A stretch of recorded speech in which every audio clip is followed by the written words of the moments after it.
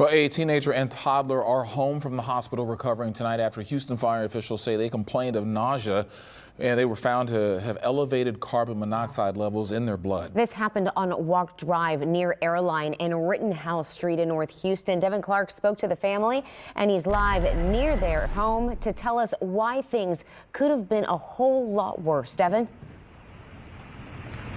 Danny, Keith, that family did not want to go on camera, but tells me they have no idea where that carbon monoxide came from because they didn't use any unsafe methods to heat their home. On top of that, they say that HFD and their own maintenance worker tested their air quality after the fact and found that it was normal. Now, while their situation may be a mystery, the potentially deadly dangers of carbon monoxide poisoning are not.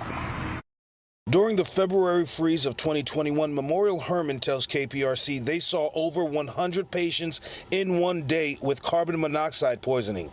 That's typically more than they get in a whole year, and usually cold weather has been said to play a factor in leading people to warm their homes up using methods they may not realize have the potential to become deadly. So when it's cold, people tend to get a little more creative with how they heat their homes. Sometimes they bring in gas grills from outside, or they use ovens and stoves against recommendations, and that creates carbon monoxide, which can build up in the home and cause carbon monoxide poisoning. While the family that had two kids rushed to the hospital today say they did not use any unsafe methods to heat the home, it seems somehow carbon monoxide sneaked in. Symptoms of carbon monoxide poisoning are headaches, lightheadedness, dizziness, sometimes passing out, nausea, vomiting, and confusion.